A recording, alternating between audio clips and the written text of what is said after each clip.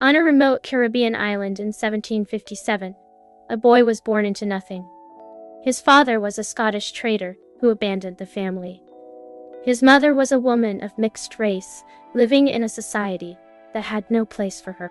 The boy, Alexander Hamilton, grew up in poverty and shame, orphaned by the time he was 12, working as a clerk in a counting house on the island of St. Croix.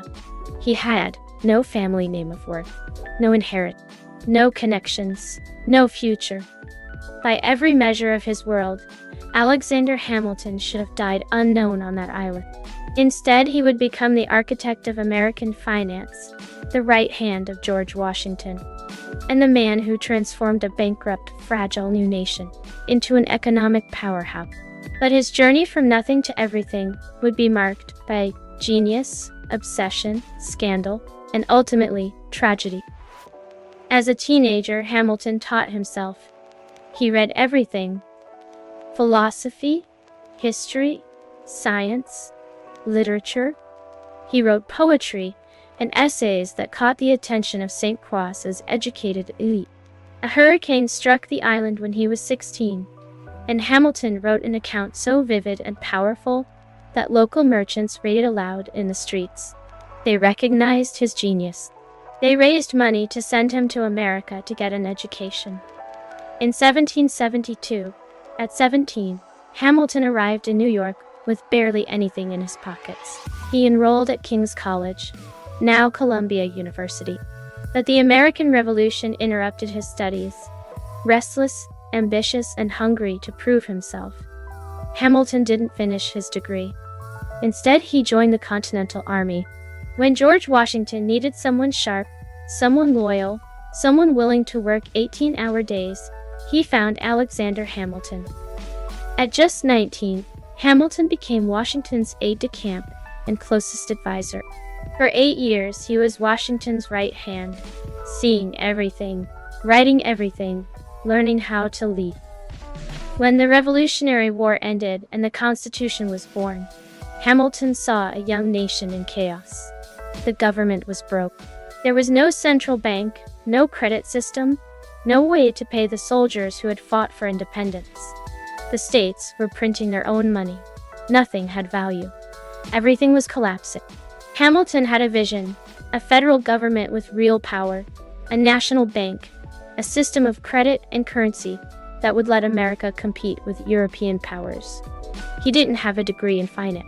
He invented it as he went.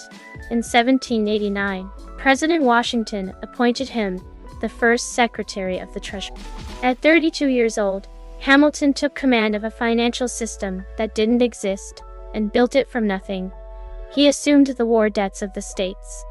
He chartered a national bank. He created a tax system. He established America's credit rating with foreign lenders. He proved that this new country could be trusted with money. Within a few years, America went from bankrupt to solvent. Hamilton's financial system worked. He had given the nation the infrastructure it needed to survive. But success made him enemies. Thomas Jefferson saw everything differently. He believed in agrarian America, in states' rights, in a government that stayed small and weak. He saw Hamilton's financial system as a betrayal of the Revolution's ideal. The two men clashed over every major issue. They were opposite in every way. Jefferson was a Virginia aristocrat. Hamilton was an immigrant. Jefferson dreamed of farmers. Hamilton built cities and banks. Jefferson believed in the common man. Hamilton believed in an elite class managing the nation's wealth. Their feud became personal and vicious. Hamilton used newspapers to attack Jefferson publicly. Jefferson did the same. But Hamilton also made other enemies. He had affairs. He was caught in a financial scandal involving a woman, and he publicly confessed to everything rather than let people think he'd stolen government money. He was arrogant. He refused to compromise. He wrote constantly, carelessly, burning every bridge. By his early 50s, Hamilton had lost the presidency to Jefferson twice. He was politically finished. Then Aaron Burr, a man Hamilton had humiliated repeatedly, challenged him to a duel. On July 11, 1804, they met at dawn in New Jersey. Burr fired first. Hamilton fell, mortally wounded. He died the next day, at age 49. Ron Chernow's Alexander Hamilton reveals a man of extraordinary contradictions. He was a visionary who saw the future and built the systems that made it real. He was also a man driven by demons, hunger, ambition, the need to prove that an orphan boy could become somebody. He was brilliant and reckless. He was loyal to Washington and cruel to his enemy. He transformed American finance, but he couldn't manage his own ego. His legacy is everywhere. Every dollar in your wallet bears the imprint of Hamilton's system.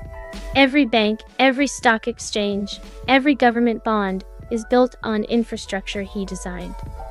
He made America creditworthy. He made the Constitution's promises real.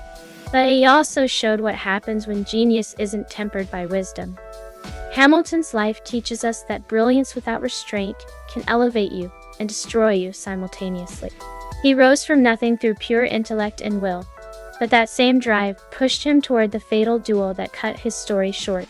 He was America's most underestimated founding father, a man whose ambition reshaped a nation, but who never found peace in his own success. Thanks for watching. If you enjoyed this story about Alexander Hamilton's incredible rise and tragic fall, subscribe for more book summaries and full breakdowns. You won't want to miss what's next. There are so many more stories about ambitious visionaries, founding figures, and the men and women who shaped our world. Hit subscribe, and let's explore them together.